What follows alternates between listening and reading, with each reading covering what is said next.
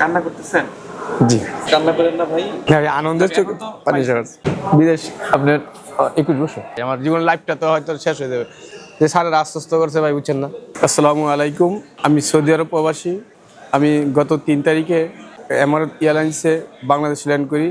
আপনার ওই সকল এয়ারপোর্টের কার্যক্রম শেষ করে আমি যখন বাইরে হয়ে যাই, তখন আমার ফ্যামিলি আমার মেয়েকে দেখে একটু আনন্দ আত্মা হয়ে আমি আমার পাসপোর্ট ওই টলিতে রেখে বাড়িতে চলে যাই।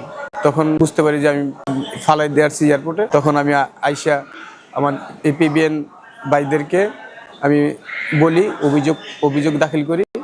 তখন তারা আমাকে নিয়ে এই অভিযোগ গ্রহণ করে, আমাকে নিয়ে তারা সিসি ক্যামেরা দেখে সব আইডেন্টিফাই করছে। এক সিএনজি ভদ্রলোক ওই আমার পাসপোর্ট টিকিট নিয়ে চলে গেছে। তখন এপিবিএন এয়ারপোর্ট সদস্য ভাইয়েরা আমাদের বলছে যে আপনি টেনশন করেন না, ইনশাল্লাহ আপনার পাসপোর্ট আমরা দ্রুত সময়ের মধ্যে ইনশাল্লাহ ফেরত দেব।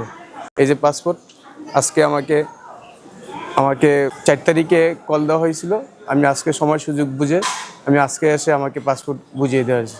ইনশাল্লাহ আমি অসংখ্য ধন্যবাদ জানাই এপিবিএন ভাইদেরকে, বিমানবন্দর আর্ম পুলিশ ব্যাটালিয়নকে অসংখ্য ধন্যবাদ জানাই। ইনশাল্লাহ তাদের কাম এত দ্রুত হবে আমি জীবনও কল্পনা করতে পারি নাই।